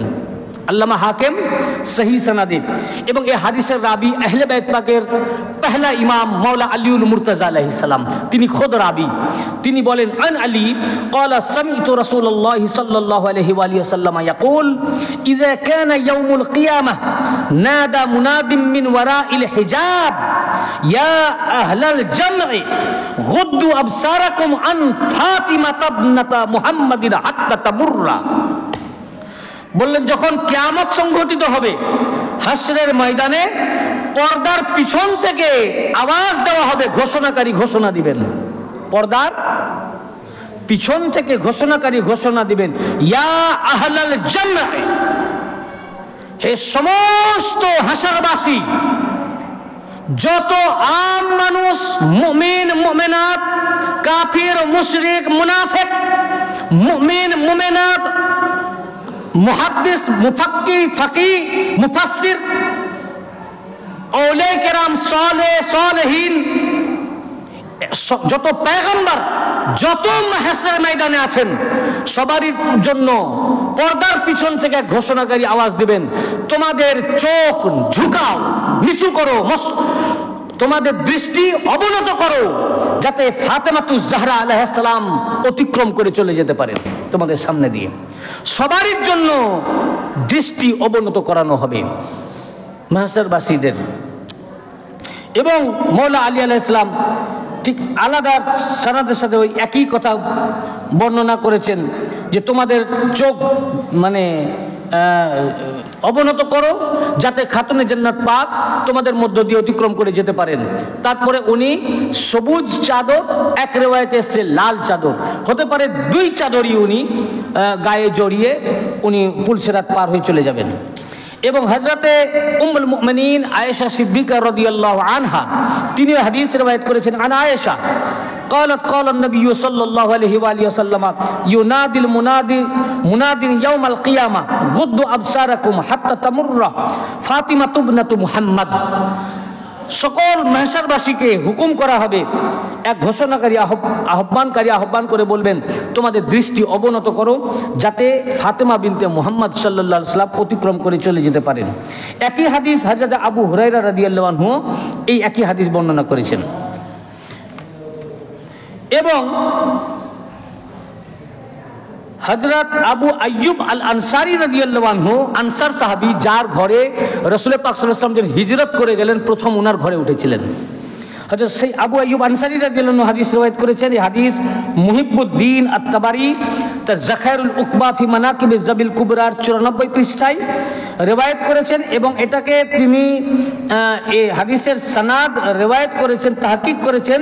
তিনি বলেছেন হাফেজ আবু সাঈদ নাক্কাস এই হাদিসটিকে রওয়ায়াত করে এই সনদ তাহকিক করেছেন যে হাদিসটি সহিহ। এবং ইমাম হিন্দি কানজুল উম্মাল কিতাবের 12তম খণ্ডের 105 পৃষ্ঠায় হাদিস নাম্বার 34,209 এবং 34,210 হাদিস রিওয়ায়াত করেছেন। এবং ইবনে জাওজি তার তাজকিরাতুল খাওয়াস 279 পৃষ্ঠায় হাদিসটি রিওয়ায়াত করেছেন। এবং ইমাম হাইসামি তার আসওয়াইকুল মুহরিকা কিতাবে দ্বিতীয় খণ্ডের 557 পৃষ্ঠায় রিওয়ায়াত করেছেন। এবং ইমাম মুনাবি ফাইজুল কাদিরের প্রথম খণ্ডের 420 পৃষ্ঠায় হাদিস রিওয়ায়াত করেছেন। হাদিস শরীফটি হচ্ছে এই, আন আবি আইয়ুব আল আনসারী قال قال رسول الله صلى الله عليه واله وسلم اذا كان يوم القيامه نادى مناد من بطنان العرش يا اهل الجمع نكسوا رؤوسكم وغضوا ابصاركم حتى تمر فاطمه ابنه محمد صلى الله عليه واله وسلم على الصراط فتمر مع 70,000 جاريه من الحور العين كمر البرق اللامع। আবু আইয়ুব আনসারী রাদিয়াল্লাহু আনহু বলেন যে একদিন রাসূল করিম সাল্লাল্লাহু আলাইহি সাল্লাম আমাদেরকে বললেন, তিনি বলেছেন ইজা কানা ইয়াউমুল কিয়ামাহ, যখন কিয়ামত সংঘটিত হবে সেই দিন নাদা মুনাদিম মিম বুতনানিল আরশ, তখন আরশের মধ্যস্থল থেকে এক ঘোষণাকারী ঘোষণা দিবেন। আরশের মধ্যস্থল থেকে এক ঘোষণাকারী ঘোষণা দিবেন, ইয়া আহলাল জাম। আগের হাদিসে শুনেছিলাম কি বলবেন যে গুদ্দু আবসারাকুম, তোমাদের চোখ অবনত করো, দৃষ্টি অবনত করো। এখানে বললেন আরশের মধ্যস্থল থেকে এক ঘোষণাকারী ঘোষণা দিবেন, ইয়া আহলাল জাম, এই মাহশারবাসী, এই হাশরবাসী, নাকিসু রুউসাকুম ওয়া গুদ্দু আবসারাকুম, তোমরা তোমাদের গর্দান ঝুঁকিয়ে নাও এবং তোমাদের দৃষ্টি অবনত করো, নিচা করো, যাতে ফাতেমা বিনতে মুহাম্মদ সাল্লাল্লাহু আলাইহি ওয়াসাল্লাম তোমাদের মধ্য দিয়ে পুল সিরাত অতিক্রম করে যেতে পারেন। শুধু চোখ ঝুঁকানোর কথা বলা হবে না, দৃষ্টি অবনত করার কথা বলা হবে না, বলছেন ওয়া নাকিসু রাউসাকুম, তোমরা তো তোমাদের সকলের গর্দান ঝুঁকাও।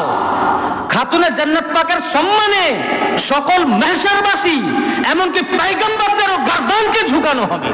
তো খাতুনে জান্নাত সাইয়্যিদা ফাতেমাতুজ জাহরা আলাইহিস সালামের মাকাম কোন জায়গায়, মর্যাদা কোন জায়গায়, যার জন্য আল্লাহ পাক কিয়ামতের দিনে এই ব্যবস্থা করবেন, অর্গানাইজ করবেন, সকল মাহশরবাসী এমনকি পয়গম্বরদের গর্দান ঝুঁকানো করাবেন খাতুনে তার পাকের জন্য, খাতুনে তার পাকের জন্য। এবং সবাই যখন গর্দান ঝুঁকিয়ে দিবেন, মস্তক অবনত করবেন, এবং গর্দান ঝুঁকানোর মানে সাজদা করানো, তখন খাতুনে জান্নাত পাক যাবেন। কিভাবে বললেন, 70 খাতুনে জান্নাত পাক 70,000 মানে মোটা মোটা চোখ বিশিষ্ট হুর, 70,000 হুর তাকে পরিবেষ্টন করে এবং বিজলির নেই চমকে উনি চলে যাবেন। বিজলি যেমন চমকে উঠে ওই রকম ভাবে চলে যাবেন। আচ্ছা ভাই, 70,000 ফেরেশতা হুর যদি তাকে পরিবেষ্টন করে থাকে, এটাই তো পর্দা হয়ে গেল। আর ওই 70,000 হুরের মাঝে ওনাকে দেখা যাবে 70, এখানে তো 1,000 100 লোক নাই, তো 1000 লোকই যদি থাকে তার মাঝে কোনো একজন থাকে, তাকে বোঝা যাবে? কোনো বিশিষ্ট ব্যক্তিকে খুঁজে পাওয়া যাবে না। যদি বলি যে ওই 1000 লোকের মাঝে আমাদের কলকাতার তানিম ভাই আছেন, তো ওনাকে খুঁজে পাবেন? খুঁজে পাবেন না। 70,000 হুর, এবং তারাও নুরানি হুর। কি নুরানি? তো এখানে তো পর্দা হয়েই গেছে, মাথা ঝুঁকালেই কি আর চোখ নিচু করলেই কি আর না করলেই কি, আল্লাহ পাক তো হুর দ্বারা পরিবেষ্টন করে পর্দার সাথে ওনাকে, তাও আবার কি বিজলির নেই চমকে চলে যাবেন। বিজলি যেমন চমকে উঠে, তো কেউ তো বুঝতেই পারবে না। তাহলে ওনার গর্দান ঝুঁকানো, ওনার জন্য দৃষ্টি অবনত করা শুধু পর্দার জন্য নয়, এটা খাতুনে জান্নাত পাকের সম্মান। তো খাতুনে জান্নাত পাকের মর্যাদা কি কিয়ামতের দিনে মানুষ দেখবে। সেই দিন ওনার মর্যাদা দেখবে। শুধু আম মানুষের জন্য নয়, মুমিন ও মুমিনাতের জন্য নয়, সালেহীন বান্দার জন্য নয়, ওয়া আউলিয়া কেরামদের জন্য শুধু নয়, গাউস ও কুতুবদের জন্য শুধু নয়, तमाम আম্বিয়া কেরামের জন্য আল্লাহ পাক হুকুম করবেন খাতুনে জান্নাত পাকে সম্মান করতে, শ্রদ্ধা করতে, যে উনি যাচ্ছেন উনার সম্মানে, দৃষ্টি অবনত করো, গাদান ঝুঁকাও।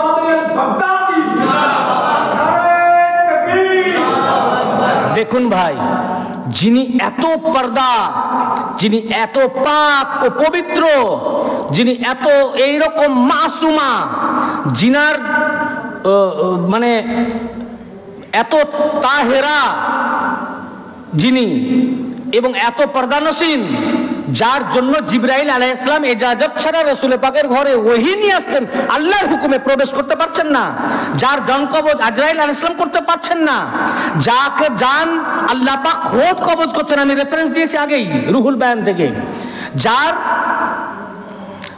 যার জন্য খোদ আল্লাহ পাক কিয়ামতের দিনে পর্দা করছেন, ব্যবস্থা করছেন।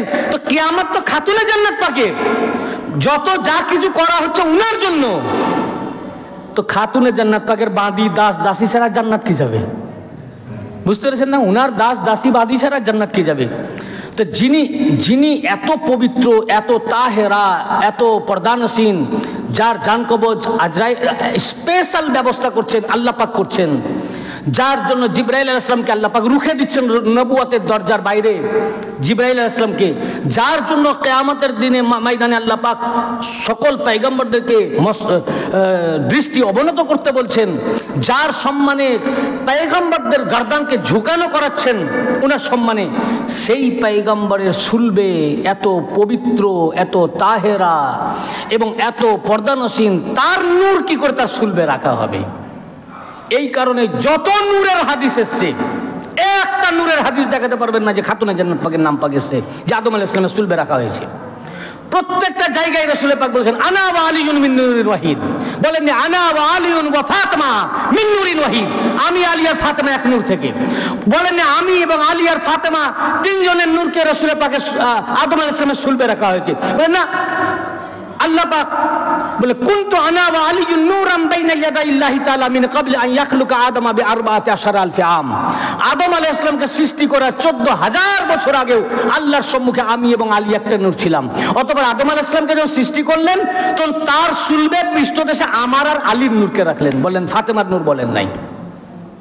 এই কারণেই বলেন নাই ইনারা মাহরিম, খাতুনে জান্নাত পাক, উনার নূর পয়গম্বরদের সুলবে আসবে না। তাহলে উনি আসবেন কিভাবে? এই নূরকে, এই যে হাদিস শরীফ আগে আমি বয়ান করলাম, ইমাম আহমদ ইবনে হাম্বলের হাদিস শরীফ, মুফতি আজম কুস্তুনতুনিয়া, ইমাম সুলাইমান হুসাইনি বালখি কুন্দজি, তার হাদিস রেওয়ায়াত করলাম, যে কি বললেন, আলী এবং রসুল পাকের নূরটাকে আনলেন, আমার দাদাজান আব্দুল মুত্তালিব আলাইহিস সালাম পর্যন্ত আমার এবং আলীর নূর আসলো, আমার দাদাজানের পর সমান দুভাগে ভাগ হয়ে গেল, একটা ভাগ থেকে একটা ভাগ আব্দুল্লাহর পৃষ্ঠদেশে আসলেন আলাইহিস সালাম, তিনার নূর থেকে আমি, আর একটা আবু তালিবের পৃষ্ঠদেশে আসলেন আলাইহিস সালাম, তার নূর থেকে আলী। অতএব আলীর গোশত আমার গোশত, আলীর রক্ত আমার রক্ত, আলীকে যে ভালোবাসে আমার কারণে ভালোবাসে, আলীর সাথে যে শত্রুতা করে আমার কারণে, কিন্তু খাতুনে জান্নাত পাকের নাম আসেনি। এইভাবে রসুল পাক এবং মওলা আলীর নূর আসলেন। এবারে খাতুনে জান্নাত পাকের নূর কিভাবে আসবে? এই জন্যই মেরাজ, এটাই ছিল মেরাজের হাকিকত, এটাই ছিল মেরাজের হাকিকত, যে খাতুনে জান্নাত পাকের নূর কোন পয়গম্বরের সুলবের মাধ্যমে আসবে না, पैगंबरদের সুলব বাই সুলব এক সুলব থেকে আরেক সুলব, এক সুলব থেকে আরেক সুলব, আদম আলাইহিস সালামের সুলব থেকে বিবি হাওয়া আলাইহিস সালামের রহিম মুবারক, বিবি হাওয়া আলাইহিস সালামের রহিম মুবারক থেকে তার শাহজাদা হযরত শীস আলাইহিস সালামের সুলব মুবারক, শীস আলাইহিস সালামের সুলব মুবারক থেকে সেই নূর, আবার শীস আলাইহিস সালামের আহলিয়া পাকের রহিম মুবারক, সেখান থেকে আবার আরেকজন পয়গম্বরের সুলব মুবারক, এইভাবে যে আসছে এটা রাসূল পাক এবং মাওলা আলীর নূর আসছে, খাতুনে জান্নাত পাকের নূর ওইভাবে আসবে না। এইভাবে শুধু রাসূল পাক এবং মাওলা আলীর নূরকে আনলেন। যখন এই দুই নূর সমান দুভাগে ভাগ হয়ে গেল, এক ভাগ আব্দুল্লাহ আলাইহিস সালামের পৃষ্ঠদেশে আসলেন, আব্দুল্লাহ আলাইহিস সালামের পৃষ্ঠদেশের নূর থেকে রাসূল পাক জাহের হয়ে গেলেন, এবার নূর ফুটে গেল। আর আবু তালেব আলাইহিস সালাম পৃষ্ঠদেশের নূর থেকে মাওলা আলী পয়দা হলেন, দুনিয়ায় আসলেন, এই দুই নূর জাহির হয়ে গেলেন।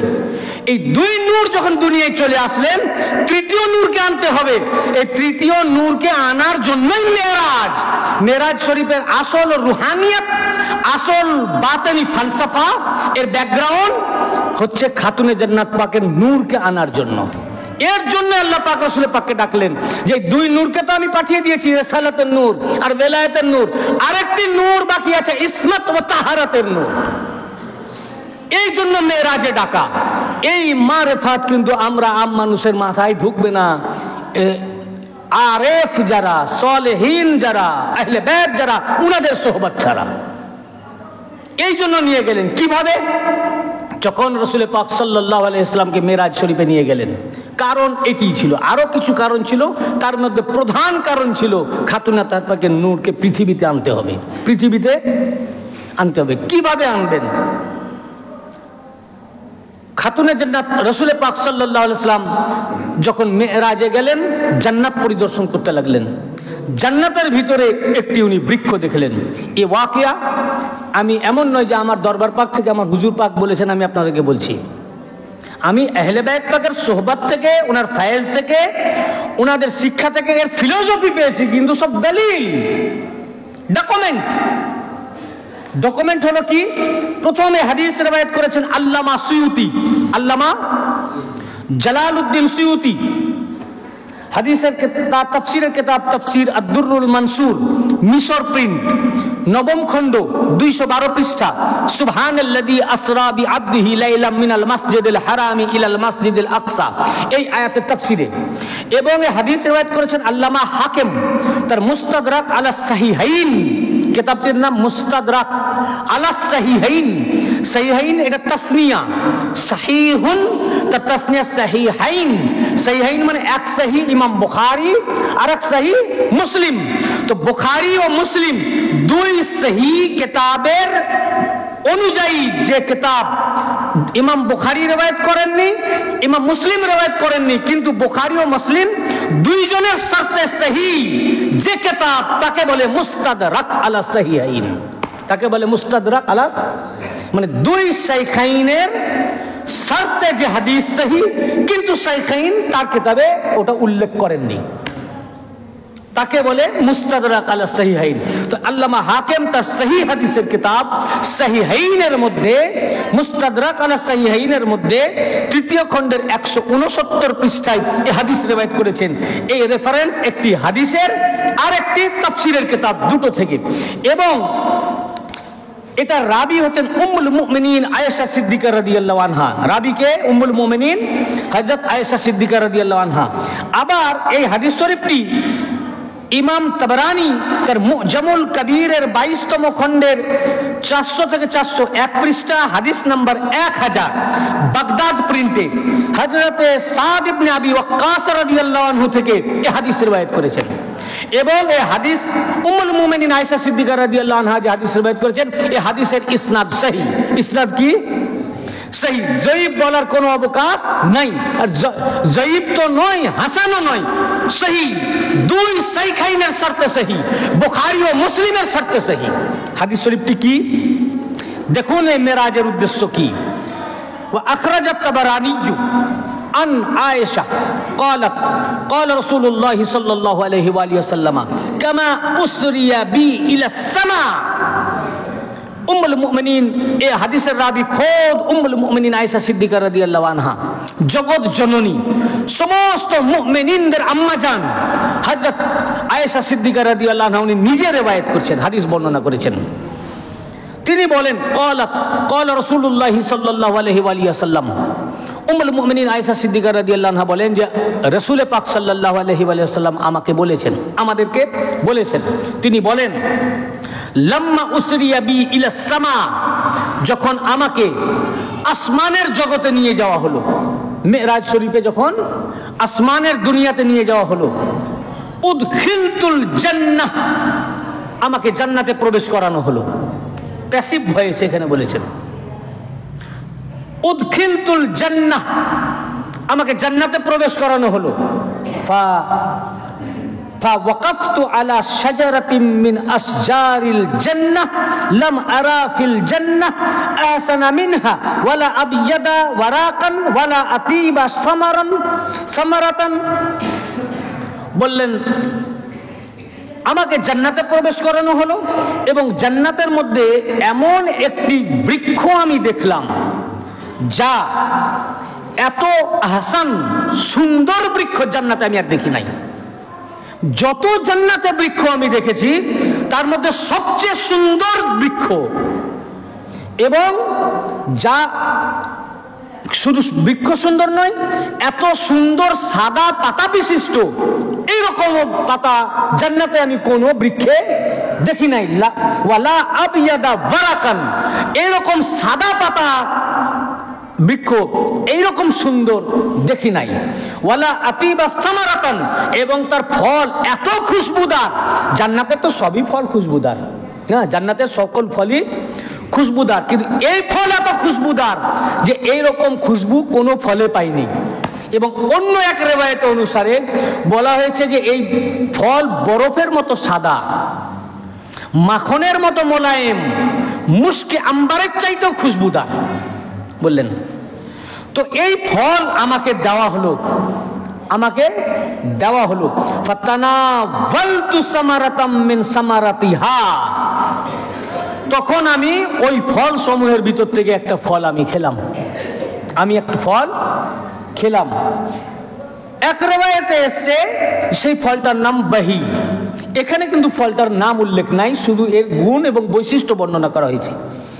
ওই ফলটা খেলাম, ফাআকালতুহা ফাসারাত নুতফাতান ফি সুলবি ফালাম্মা হাবাতু ইলাল আরদ ওয়াকাতু খাদিজা ফাহামালাত বিফাতিমা।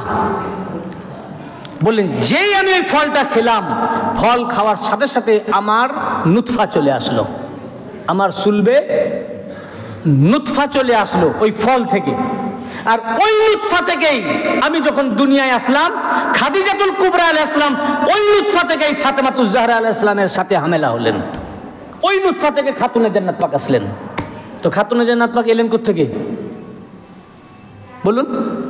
এই নুতফাটা এলো কোথা থেকে? জান্নাত থেকে। বললেন যখনই আমি ওই ফলটা খেলাম, ফাআকালতুহা, যখনই ওটা আমি খেয়েছি, ফাসারাত নুতফাতান ফি সুলবি, ফল খাওয়ার সাথে সাথে আমার পৃষ্ঠদেশে, আমার সুলবে নুতফা চলে আসলো। এবং যখনই নুতফা আসলো, ওই নুতফা থেকে ফালাম্মা হাবাতু ইলা আরদিন, এবার যখন আমি পৃথিবীতে আসলাম, ওয়াকাতু খাদিজা ফাহামিলাত বিফাতিমা, ওই নুতফাটা থেকে, আদম আলাইহিস সালাম থেকে যে নুতফা আসছে, যে সুর, ওটা থেকে নয়। জান্নাতে গেলাম, ফল খেলাম, ওই ফল থেকে আমার সুলবে নুতফা আসলো, ওই নুতফা থেকে খাতুনে জান্নাত পাক পৃথিবীতে আসলেন। অতএব বলেন ফাইদা আনাস্তাকতু ইলা রাইহাতাল জান্নাহ ফাশাম্মামতু রাইহা ফাতিমা। অতঃপর খাতুনে জান্নাত পাক জন্মগ্রহণ করার পর আমি যে জান্নাতে গেছিলাম, জান্নাতের যে খুশবু, ওই যে ফলের খুশবু পেয়েছিলাম, ওই জান্নাতের যখন খুশবুর আমি আকাঙ্ক্ষী হতাম, ফাতেমার কাছে যেতাম আর তার থেকে ঘ্রাণ নিতাম। ওই ফলের ঘ্রাণ খাতুনে জান্নাত পাকের কাছে পেতাম। কার কাছে পেতাম? খাতুনে জান্নাত পাকের কাছে। যখনই আমি জান্নাতের আকাঙ্ক্ষী হতাম, ফাইজা আনা আনাস্তাকতু ইলা রাইহাতাল জান্নাহ, যখন আমার জান্নাতের খুশবু নেওয়ার ইচ্ছা হতো, খয়েশ জাগতো, আকাঙ্ক্ষিত যখন হতাম, ইচ্ছা হতো জান্নাতের খুশবু নিব, আরে রাসূল পাক নিজেই জান্নাতি, কিন্তু খাতুনে জান্নাত পাক খোদ জান্নাতের ওই ফল থেকে নুতফা ওনার এসেছে, জান্নাত থেকে নুতফা এসেছেন উনি। তো বলছেন যখনই আমি জান্নাতের আকাঙ্ক্ষী হতাম, খাতুনে জান্নাত পাকের কাছে গিয়ে উনাকে শুনতাম, খুশবু নিতাম, ওই খুশবু পেতাম।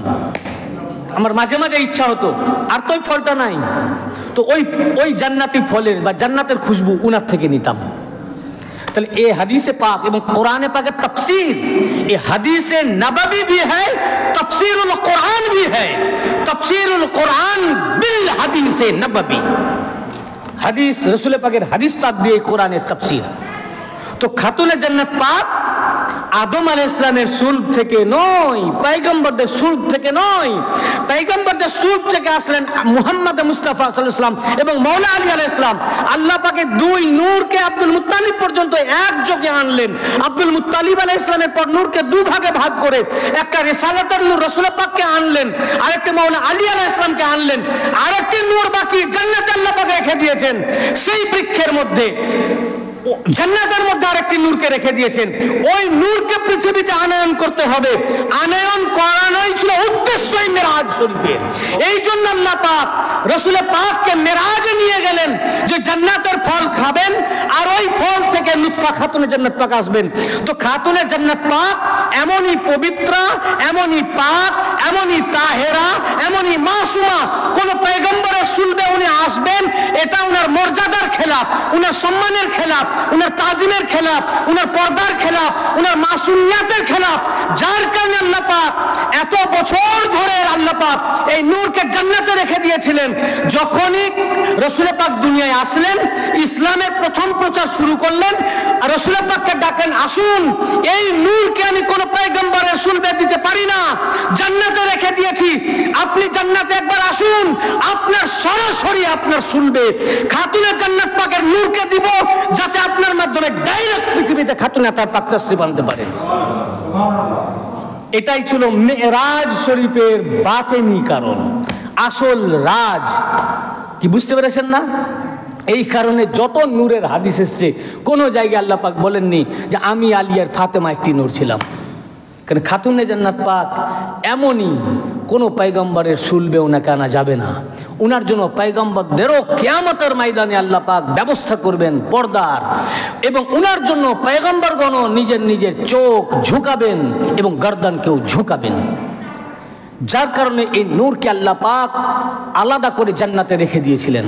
এই নূরকে পৃথিবীতে আনাটাই ছিল আল্লাহ পাকের উদ্দেশ্য। এই কারণে আল্লাহ পাক এত ব্যবস্থাপনা করে, বুরাক পাঠিয়ে, জিবরাইল আলাইহিস সালামকে পাঠিয়ে, রাতের মধ্যে ঘুম থেকে রাসূল পাক সাল্লাল্লাহু আলাইহি ওয়াসাল্লামকে উঠিয়ে আল্লাহ পাক মেরাজে নিয়ে গেলেন। এটা ছিল মেরাজ শরীফের আসল হাকিকত। এই মেরাজের মাধ্যমে খাতুনে তার পাক আসলেন, আর খাতুনে তার পাক মাওলা আলী থেকে সমস্ত আইম্মা আহলে বাইত আসলেন। কিয়ামত তক যত আহলে বাইত সব উনার থেকে আসলেন। অর্থাৎ সমস্ত আহলে বাইত পাকের দুনিয়ায় আগমনের মূল কারণ মিরাজুন নববী, মিরাজুন নববী। আর এই মেরাজ আজ সবাই আমরা পালন করছি, কিন্তু এর আসল উদ্দেশ্য ভাই আমরা জানলাম না। কারণ কি? সলেহিনের সোহবত থেকে দূরে। কোরআন পেলাম, হাদিস পেলাম, উপর মানে পড়লাম। আমরা সলেহীন, আউলিয়া কেরাম, আরেফ যারা, তাদের সোহবত থেকে বাইরে। এর আরো কিছু গুরুর রহস্য থাকতে পারে, আমরা তো এগুলো বুঝবো না। ওনারা সব সময় সব জিনিস খুলেন না, কেন? এটা আমাদের আধারটা ছোট, দিলেই উপচে পড়ে যাবে। একটা পেয়ালা, আপনি ভাবেন যে আমার কাছে অনেক পানি আছে, আমি পেয়ালাটা ঢালতেই পারি। কতটা ঢালতে পারবেন? যতটা পেয়ালার আধার। তা আমাদের আধার তো ছোট, দিলেই তো উপচে যাবে। এই জন্য জানার জন্য দরকার আহলে বাইত পাকের সোহবত। এই জন্য রাসূল পাক সাল্লাল্লাহু আলাইহি ওয়া সাল্লাম বলেছেন, আমি তোমাদের মাঝে দুইটি গুরুত্বপূর্ণ জিনিস রেখে গেলাম, একটি কোরআন আর একটি আমার আহলে বাইত। এই জন্য তোমরা কোরআন রেখে গেলাম, তার সাথে আহলে বাইত। কারণ এই কোরআন আল্লাহ পাকের এমনই একটা সমুদ্র। এই কোরআনের আরবি জানলেই কোরআন পড়ে এর মানের হাকিকত তোমরা বুঝবে না। এই জন্য কোরআন যে ঘরে নাজিল হয়েছে, কোরআনের সাথে আমি এই ঘরওয়ালাকে রেখে গেলাম। ইনাদের সোহবত থেকে, ইনাদের সাহচর্য থেকে কোরআন বুঝো, তখন কোরআনের মারেফাত তোমরা বুঝতে পারবে, রুহানিয়াত বুঝতে পারবে। আজ আমরা মোল্লা মৌলবীরা শুধু কোরআন নিজেই তফসির করছি, ব্যাখ্যা করছি, এই জন্য আমরা গুমরাহিতে যাচ্ছি। কোরআন এই জন্য বলেছেন সূরা আল বাকারার মধ্যে, ইউদিল্লু বিহি কাসীরা ওয়া ইয়াহদি বিহি কাসীরা, কোরআন দ্বারাই অধিকাংশ মানুষ পথভ্রষ্ট হবে। এটা আমাদের কথা না, এটাও কোরআন। এটা যে অস্বীকার করবে ও কাফির হবে। ইউদিল্লু বিহি কাসীরা ওয়া ইয়াহদি বিহি কাসীরা, কোরআন দ্বারা অধিকাংশ মানুষ পথভ্রষ্ট হবে, কোরআন দ্বারা অধিকাংশ মানুষ, এবং কোরআন দ্বারাই অধিকাংশ মানুষ সুপথপ্রাপ্ত হবে। তার মানে কি, এই কোরআন যারা নিজেরা মানে করবে, ব্যাখ্যা করবে, এ ভুল ব্যাখ্যা করবে, তো ও পথভ্রষ্ট হবে। আর ইয়াহদি বিহি কাসীরা, ওকে কোরআন পথভ্রষ্ট করবে। আর ইয়াহদি বিহি কাসীরা, আর যারা আহলে বাইত পাকের নিকট থেকে কোরআন শিখবে, এদেরকে কোরআন হেদায়েত করবে। এই জন্য আল্লাহ পাক বললেন কোরআন রেখে গেলাম আর আমার আহলে বাইত পাককে রেখে গেলাম। বুঝতে পেরেছেন? যার কারণে আমরা কোরআন বুঝতে পারবো যখন আহলে বাইত পাকের কাছ থেকে নিব। অতএব কোরআনে মেরাজ শরীফের ঘটনা আছে, সবই আছে, এগুলো বুঝতে গেলে আহলে বাইত থেকে নিতে হবে। আর এগুলো আহলে বাইত পাক ছাড়া এর হাকিকত কেউই জানবেন না। আমরা যতটুকু আমাদের দেমাগে এসেছে, বা মওলা যতটুকু আমাদেরকে গোলামদেরকে দিয়েছেন, আমরা এটুকু তো ক্লিয়ার হলাম যে মেরাজ শরীফের আসল হাকিকত কি। কি ভাই, আমরা বুঝতে পারলাম তো? রাসূল পাককে নিয়ে গেলেন এত অর্গানাইজড ওয়েতে, কেন? উদ্দেশ্য একটি, দেখুন চারিদিক থেকে মিলে যাচ্ছে এই খাতুনে জান্নাত পাককে আনবার জন্য। তো সব নূর রাসূল পাক এবং মওলা পাকের নূর এই আদম আলাইহিস সালামের সুলবে রাখা ছিল। আমি আগেই হাদিস পাকগুলো শুনিয়েছি, এইভাবে এসেছেন। আর খাতুনে জান্নাত পাকের নূর ডাইরেক্ট রাসূল পাকের সুলবে নিয়ে আসলেন। ওনার সুলবে নূরটাকে স্থাপন করার জন্যই আল্লাহ পাক রাসূল পাককে মেরাজে নিয়ে গেলেন। আল্লাহ পাক আমাদেরকে মেরাজ শরীফের আসল হাকিকত বুঝার তৌফিক আতা করুন, এবং আমরা যেন যাদের জন্য মেরাজ, তাহলে মেরাজ কাদের জন্য হলো? আহলে বাইত পাকদের জন্য। আহলে বাইত পাকদেরকে পৃথিবীতে আনাবার জন্য। তো যাদের জন্য মেরাজ, তাদেরকেই ভাই চিনলাম না। আমরা যেন সেই আহলে বাইত পাকের কদম পাকের ছায়াতলে পড়ে থাকতে পারি। আল্লাহ পাক দুনিয়া আখিরাতে ওনাদের কদম পাকের ছায়াতলে যেন ঠাঁই দেন। আল্লাহ পাক আমাদের সমস্ত অহংকারকে চূর্ণ করে দিয়ে ওনাদের গোলামি, আহলে বাইত পাকদের দাসত্ব করার তৌফিক আতা করুন। আমিন। ওয়া আখিরুদ দাওয়ানা আলিল হামদুলিল্লাহি রাব্বিল আলামিন। আসসালামু আলাইকুম ওয়া রাহমাতুল্লাহি ওয়া বারাকাতুহু।